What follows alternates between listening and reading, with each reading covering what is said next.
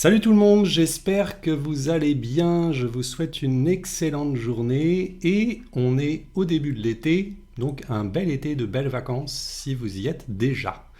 C'est un moment excellent justement pour les hypersensibles parce que on peut être justement quand on est hypersensible, sensible à la lumière et à l'énergie. Et en fait l'énergie de l'été est plutôt sympa, il y a beaucoup d'énergies qui sont sympas, mais celle de l'été ça emmène vers, alors pour rappeler un petit peu les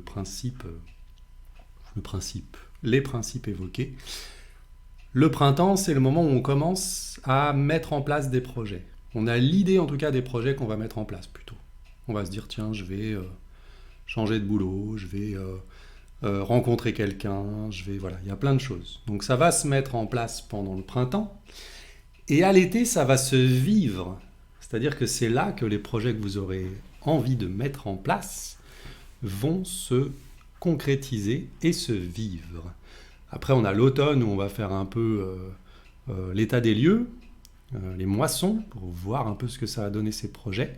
Et puis l'hiver où on va faire le tri. Mais on va rester sur l'été, puisqu'on est en été. Et donc c'est le moment où il faut vivre à fond ces événements. Donc si vous avez rencontré quelqu'un, c'est vraiment de commencer à partir en vacances ensemble, voilà, le vivre en fait, à fond vraiment ce truc. Donc on est dans une période d'activité forte. Vous ne verrez pas les animaux par exemple se reposer en été. Nous on se repose quand il fait trop chaud, parfois. Euh, mais en tout cas voilà, c'est cette période. Et pour les hypersensibles, c'est une période géniale, parce que on va vivre principalement dehors, donc on va beaucoup s'ancrer dans la terre, on va beaucoup vivre avec la nature, on va pas s'enfermer à l'intérieur de la maison, on va sortez vraiment un maximum, sortez, profitez. Même si vous êtes en milieu rural, vous pouvez toujours trouver, vous prenez la voiture, vous partez un week-end, voilà, n'hésitez pas à vivre tout ça. Parce que, on va venir donc sur ce sujet, souvent je vois sur les réseaux sociaux, sur Internet, mais comment je peux gérer mon hypersensibilité? Ah là là, j'en ai ras-le-bol, c'est compliqué, j'arrête pas de ressentir tout. Oui, je ne vous dirai pas l'inverse. On reste hypersensible, on ne peut pas couper cette hypersensibilité. Ça serait dommage en même temps, parce que là on vous offre quelque chose de quand même merveilleux. Il faut juste arriver à trouver le côté merveilleux et arriver à canaliser. Voilà. Alors, il y en a beaucoup qui vont aussi écrire, et c'est aussi pour ça que je voulais faire cette vidéo, comment je peux me protéger de mon hypersensibilité. Waouh. Aïe aïe aïe. Alors, se protéger, en fait, à partir du moment où on pense je dois me protéger, c'est qu'il y a une possible attaque. Est-ce que dans les mots, vous trouvez que me protéger ou me faire attaquer, c'est quelque chose de positif. C'est quelque chose qui va vous amener dans la joie, la bonne humeur, le plaisir. Je pense que vous avez la réponse. En tout cas, moi non, j'aime pas le principe de me protéger. Alors, je vais pouvoir faire des choses pour justement pas me protéger, parce que pour moi, en fait, l'idée, c'est plutôt je passe mon temps à nettoyer en fait. C'est beaucoup plus, je trouve ça beaucoup plus efficace. Imaginez simplement, tenez, on va prendre un exemple concret. Vous avez un plan de travail chez vous. Il paraît que au bout de, je crois, 45 secondes, la poussière commence à se déposer dessus. Donc, c'est chaud. Vous allez attendre, au bout d'un moment, il va y avoir une épaisseur de poussière énorme, et là, vous allez tout nettoyer. Et vous vous dites j'en ai marre parce que c'est quand même mon plan de travail et je voudrais ne plus avoir de poussière qui vienne s'amonceler. Qu'est-ce que vous allez faire du coup? Vous allez mettre peut-être un drap dessus par exemple. Bah oui, donc sur le plan de travail vous aurez plus de poussière, mais vous aurez le drap sur lequel il y aura la poussière qui va se déposer. Vous ne pouvez pas en fait empêcher la poussière de se déposer. Bah, c'est pareil en fait pour cette fameuse hypersensibilité et pour les énergies que vous pouvez ressentir, absorber, les émotions des autres que vous pouvez ressentir, c'est exactement la même chose. Vous ne pouvez pas en fait empêcher. Vous ne pouvez pas empêcher ça. Par contre, vous pouvez mettre un drap. Et quand vous mettez un drap, du coup, la poussière se dépose dessus, puis c'est plus facile d'aller à l'extérieur secouer ce drap. Et du coup, votre plan de travail est propre. Vous voyez le truc? Donc l'idée, c'est vraiment de penser un peu son hypersensibilité comme ça. C'est-à-dire que moi, je mets des draps. Je vais utiliser différentes choses pour justement moins ressentir les choses, ou en tout cas que ce soit voilà, moins compliqué à vivre au quotidien. Et puis alors ce que je vais faire après, c'est que je vais avoir beaucoup de techniques pour me nettoyer, beaucoup de solutions pour taper le drap à l'extérieur en fait, beaucoup de solutions pour vraiment évacuer. Et c'est en évacuant que vous allez vous sentir mieux. En fait, prenez aussi l'image, moi j'aime beaucoup les images, prenez l'image de cette bouteille d'eau. Ok? Elle est remplie. Si je décide d'aller la remplir, vu qu'elle est déjà pleine, qu'est-ce qui va se passer? Ça va déborder. Ok? Donc ce qu'il vaut mieux que je fasse, c'est que j'ouvre, que je boive ce qu'il y a dedans, et qu'au fur et à mesure, je la vide. Alors là je viens d'en boire une gorgée, je peux du coup en remettre une gorgée. Hein. Mais c'est quand même mieux de la vider complètement pour ensuite pouvoir la remplir. Ok? Donc, c'est le même principe pour vous. C'est-à-dire, l'idée, c'est que, imaginez que vous êtes une bouteille et que dans la journée, quand vous avez des interactions avec des gens, quand vous avez des engueulades, des émotions, quand vous regardez la télé, par exemple, quand vous allez dans des lieux, que vous allez visiter des choses, quand vous prenez votre voiture et que vous êtes dans les embouteillages.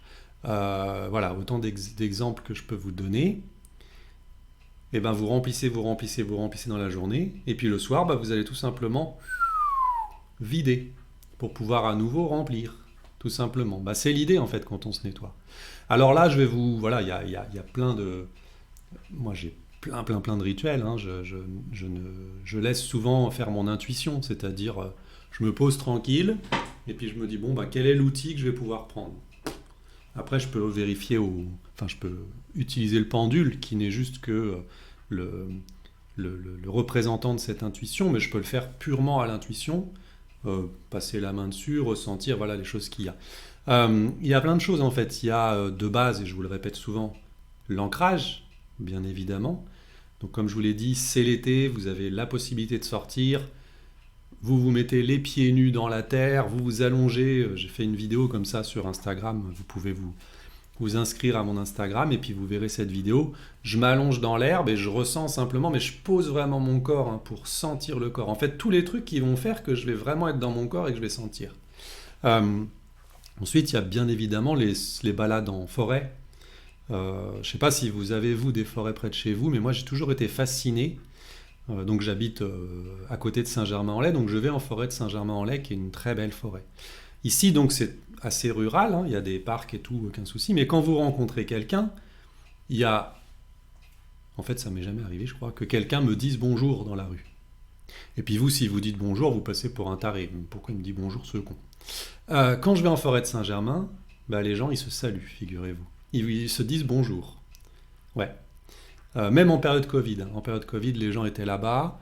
Ils n'avaient pas tous le masque. Il y en avait qui étaient à vélo seuls avec le masque. Bon, voilà, on peut en calculer ce qu'on veut. Mais il y a des gens qui se disent bonjour et avec des grands sourires. Et c'est pas forcément moi qui déclenche le bonjour, parce que je le fais, mais des fois je laisse pour voir si les gens vont le faire. Donc en nature, il y a quelque chose de magique qui se passe. Puis alors en plus, si vous avez la chance comme moi d'avoir un rythme de travail indépendant et que du coup vous pouvez partir quand vous n'avez pas de boulot, vous vous dites allez, je prends la voiture, je me claque un peu de route et je vais en forêt. Là vous arrivez sur des horaires où il n'y a personne, ou très peu de monde. Il y a souvent les personnes à la retraite ou alors les jeunes le mercredi par exemple. Et puis là vous y allez tranquille. Donc après en forêt, voilà, il y a plein de choses à faire. Il y a profiter de la nature. Après, il y a une chose aussi pour les hypersensibles, c'est les animaux, par exemple. Faire des câlins aux animaux. Se faire un câlin à soi-même, ça peut être génial aussi. Je ferai une vidéo là-dessus, justement, de se donner à soi-même, en fait, ce que l'on ne reçoit pas forcément de l'extérieur, parce que si on attend que l'extérieur nous donne quelque chose, on peut parfois attendre très très longtemps. Donc le faire pour soi-même.